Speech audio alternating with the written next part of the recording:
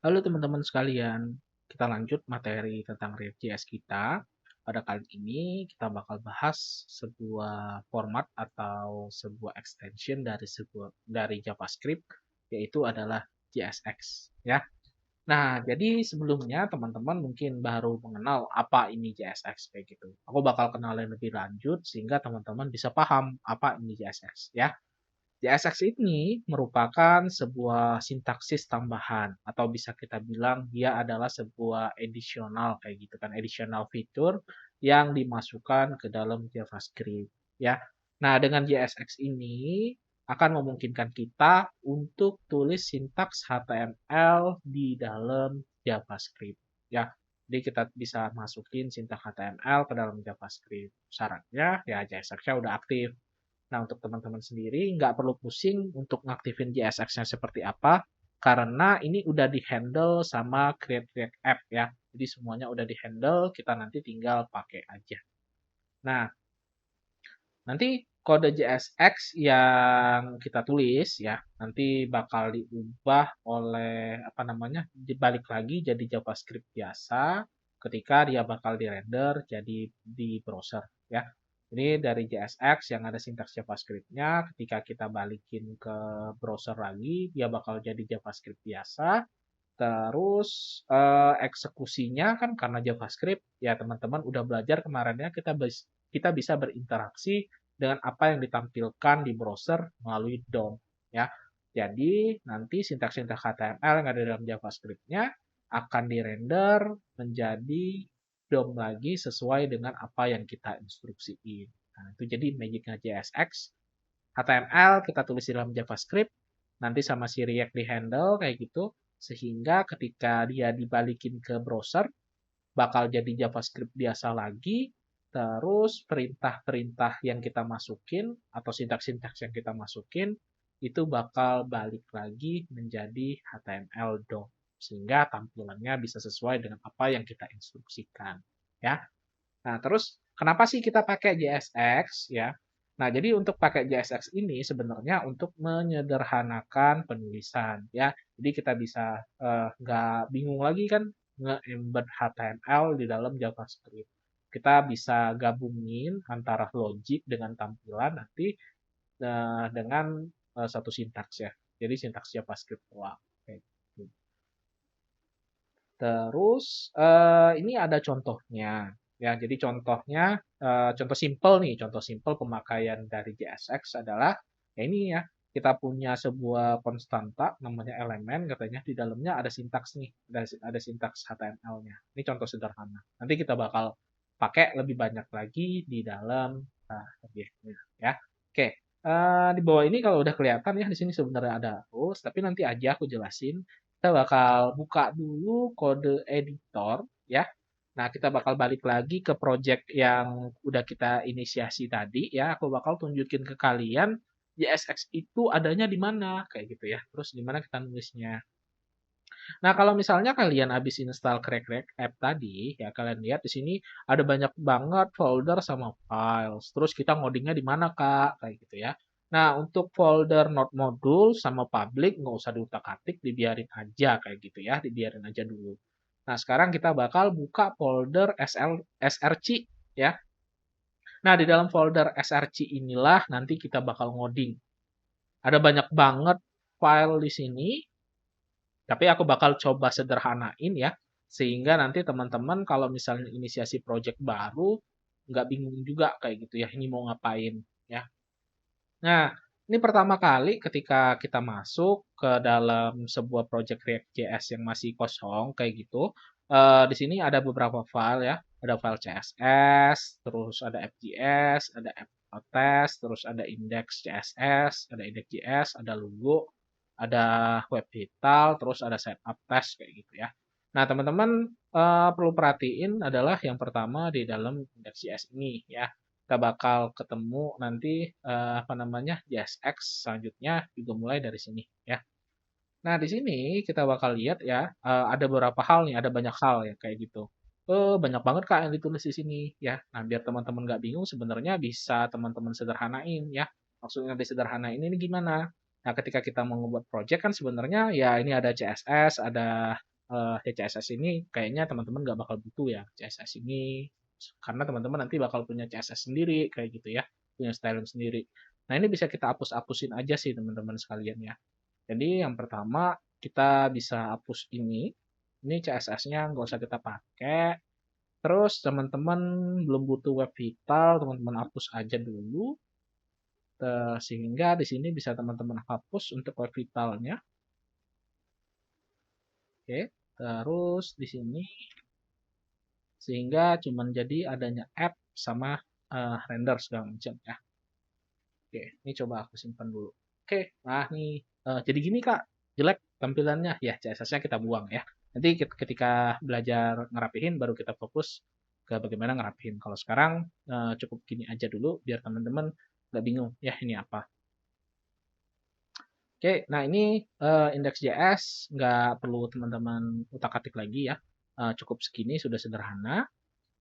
Sehingga di bagian indeks ini yang udah dihapus ya bisa teman-teman buang sebenarnya karena tadi udah nggak kita pakai lagi. Oke, ini dihapus saja. Oke, terus kita masuk dari indeks, bisa teman-teman lihat ya, dia bakal ngeload sebuah file yang namanya app nih ya. Dia ngeload sebuah file yang namanya app, diimport app-nya terus dipakai. Berarti dari index.js dia nanti masuk ke dalam app.js. Oke. Nah, app.js inilah yang jadi tampilan di sini nih. Ada gambar muter-muter, ada tulisan di sini ya, ada link ya, semuanya di sini. Teman-teman lihat ya, ini gambarnya, ini tulisannya, ini linknya. Nah, ini semuanya kita tulis dalam format JSX. Taunya dari mana, Kak? Ya, kalian lihat sendiri. Kita di sini ada function. Function apa? Function berarti JavaScript ya. Ini sebuah function JavaScript. Nah, tapi di dalamnya ada teks atau ada sintaks HTML dan dia nggak error kayak gitu. Ya, jadi ketika udah diberi kemampuan JSX, kita bisa nulisnya seperti ini ya. Nah, ini sama nih. Aku coba sederhanain juga biar teman-teman nggak bingung ya. Biar filenya banyak, jadi teman-teman nggak bingung isinya. Aku mulai hapusin. Ini gambar aku hapus aja. Terus CSS yang juga aku hapus. Terus di sini kita hapus juga isinya ya, biar nggak banyak kita bakal fokus nanti nulis sendiri. Kita hapus semua isinya. Terus ini kita save. Oke, jadi kosong, putih, bersih kayak gitu ya. Nah, kalau ngelihat kayak gini kan lebih simple ya, nggak banyak isinya, nggak banyak macam-macam ya. Mudah-mudahan teman-teman juga lebih gampang nantinya memahamin ya. Nah, kita bakal coba dari si JSX-nya, JSX-nya itu sendiri sekarang ya. Jadi kita bakal nulis tag HTML di sini untuk di-render ya. Contohnya, aku bakal nyontohin, kita bakal panggil paragraf di sini ya. Kita ada paragraf, ada teks sini ya. Bakal panggil hello world. Oke, kita punya hello world di sini teks, terus dia nanti bisa ditampili. Kalau teman-teman di sini kita inspect ya, kita lihat di oke, ini geser ke bawah ya, biar teman-teman bisa melihat di dalam ID root kayak gitu, kita punya tag paragraf hello. Ya ini yang kita buat dalam app ini. Ya. Nah, jadi sintak JSX seperti ini simpelnya. Jadi kalau teman-teman tadi bingung di app.js banyak isinya, sebenarnya yang kita butuhkan cuma ini. Ya. Oke, terus kita lanjut lagi lihat dari materi ya. Di sini bilang bahwa untuk nulis JSX ada beberapa aturan kayak gitu ya. Jadi kita nggak bisa langsung aja nulisnya sembarangan kayak gitu semua tag HTML bisa dimasukin situ. Ya sebenarnya bisa aja kalau ngikutin aturan ini ya. Jadi yang pertama katanya sebuah JSX ini bisa punya return tadi ya return. Returnnya ini hanya satu elemen ya, nggak bisa banyak-banyak elemennya ya. Jadi yang dimaksud satu elemen ini adalah satu parent ya. Nah, ingat kan di pelajaran HTML kita udah kenal parent komponen, children komponen, kayak gitu kan, sibling, kayak gitu ya. Nah, jadi yang boleh adalah satu parent ya. Satu parent berarti dia bisa punya banyak children kayak gitu. Tapi dia nggak boleh ada siblingnya ya. Div cuman ada satu parent aja. Contohnya seperti ini ya. Jadi kalau di nomor satu ini kita lihat ya.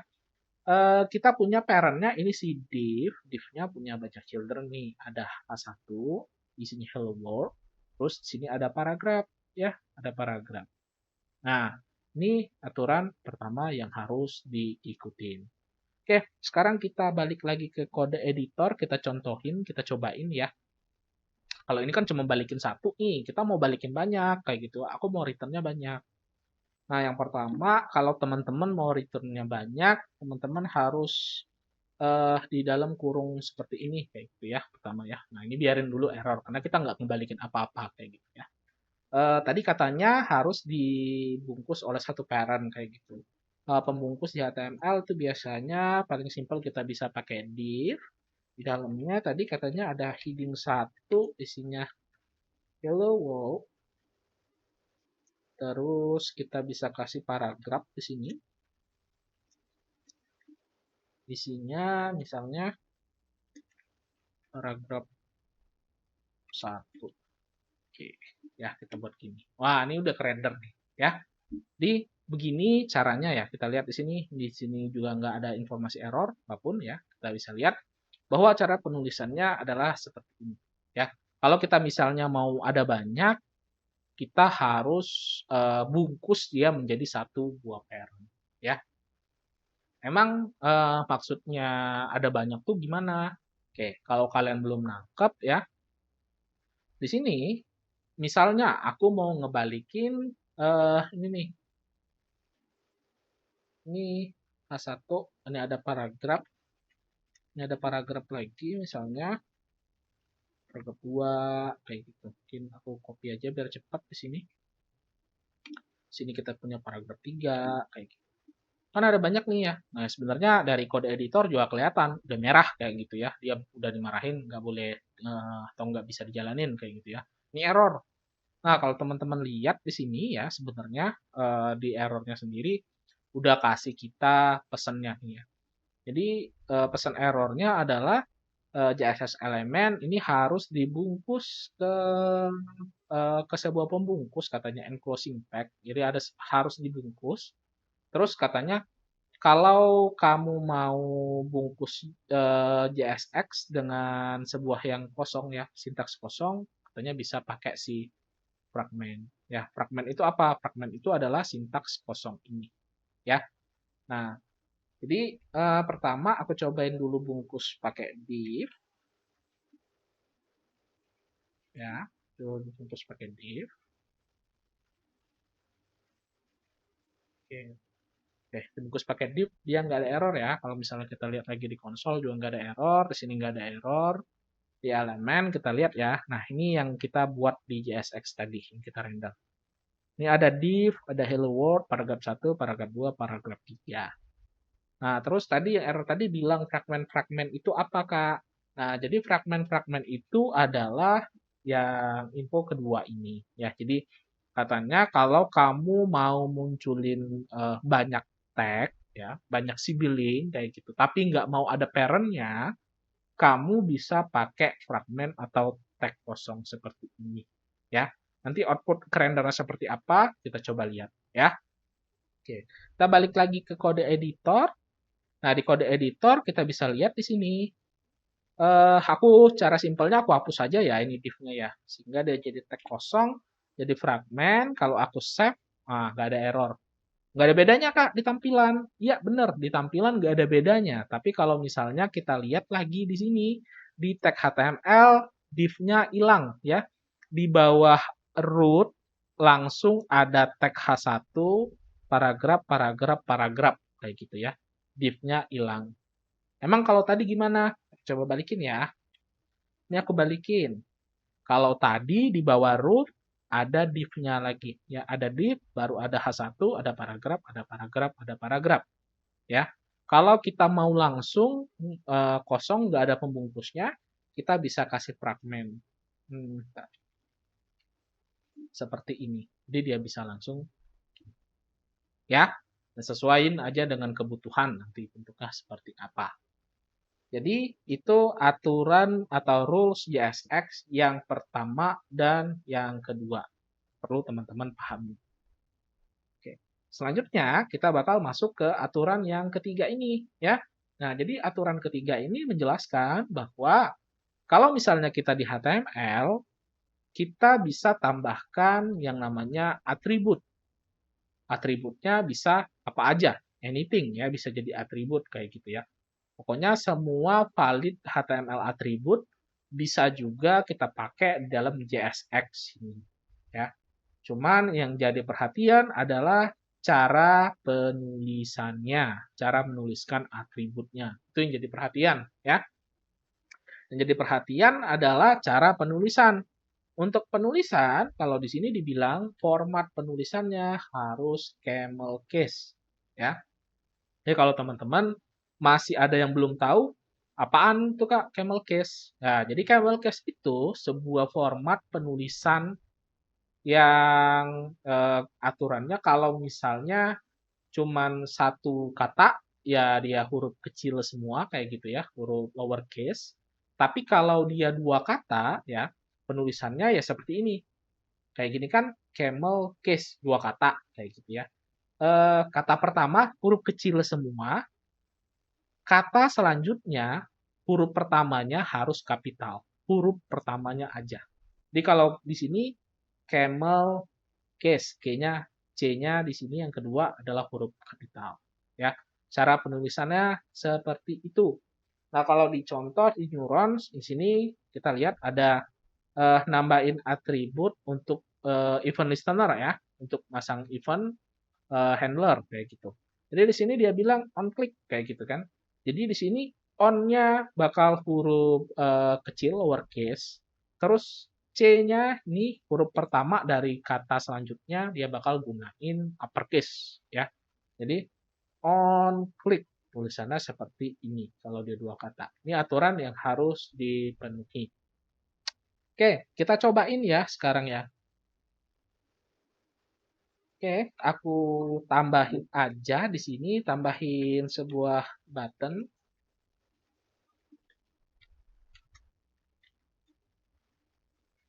Klik nih, oke. Ya. Nah, ini buttonnya udah ada.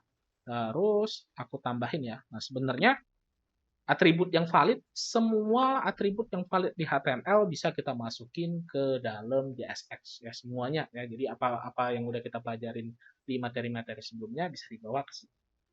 Oke, di sini misal aku tulis yang paling gampang untuk nyontohinnya.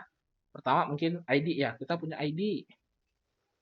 ID misalnya eh, button satu. Nah, misal doang kayak gitu. Nah, ini kebaca nih. ID button satu udah masuk ya. Terus yang cobain dua kata kayak gitu ya, cobain dua kata. Ya biar kelihatan, klik ya tadi ya. On klik. Nah, ini penulisannya kenapa dalam on click-nya kayak gini, nanti ada materinya ya. Nggak usah kalian petik. Sekarang nulis atributnya aja dulu gimana. Ya, on klik di sini misalnya klik. Oke, aku tulis ini aja. Oke, aku save. Terus ketika kita masuk sini, kalau aku diklik, ya dia muncul kayak gitu ya. Berarti eventnya kepasang. Nah, kalau misalnya aku nulisnya salah, nulisnya kayak HTML biasa, bahkan HTML nulisnya bukan kayak gini kan, nulis atribut. Jadi kalau misalnya aku nulis atribut biasa di HTML, aku bakal tulis kayak gini. On click. Misalnya, eh,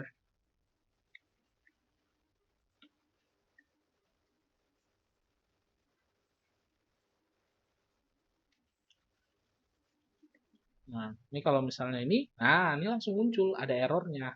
Bukan error ya, walaupun merah, dia sebenarnya warning tulisan di sini. Ya, sini kita dikasih tahu nih, katanya invalid event handler property. Ya, dia tahu nih, ini property untuk nambahin event handler ya katanya. Tapi invalid. Kalau diklik ya tidak terjadi apa-apa karena dia invalid. Ya. Nah, invalidnya kenapa? Karena cara format penulisannya salah. Harusnya ini huruf kapital. Kita cobain. Huruf kapital. Nah, ini errornya beda lagi nih katanya ya. Katanya on click listener harus sebuah function, nggak boleh string, ya nggak boleh string, karena beda format penulisan. Tapi nanti gimana cara nambahin event handler, ada materinya tersendiri, ya. Jadi ini kalian cukup terima aja dulu bahwa eh, yang penting di sini aku ngajarin bahwa cara penulisan si atributnya, ya.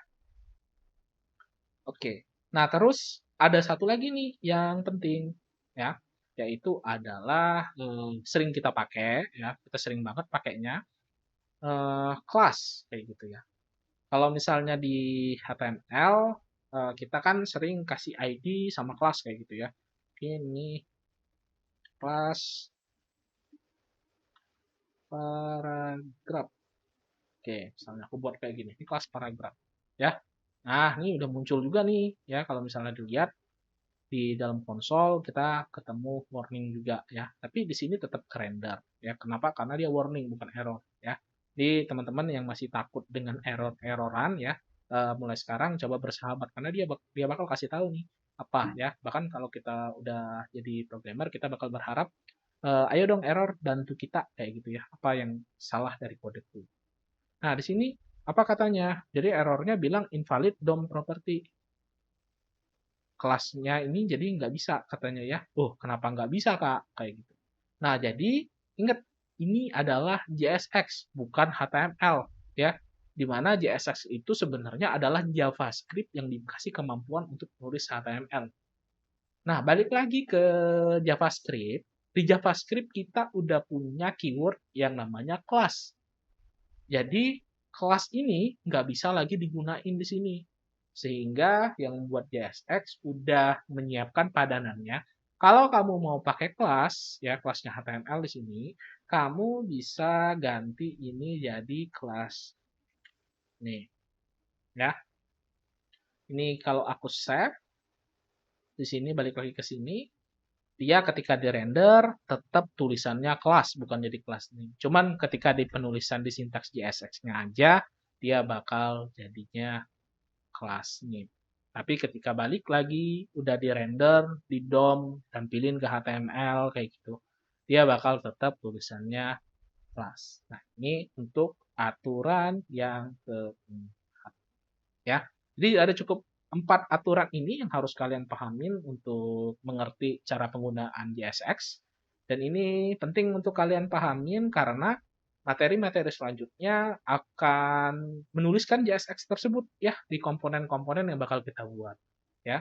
Jadi mungkin ini cukup sampai sini video materi tentang JSX. Silakan dipelajarin dan silakan dicoba. Kita sampai jumpa nanti di video selanjutnya. Terima kasih.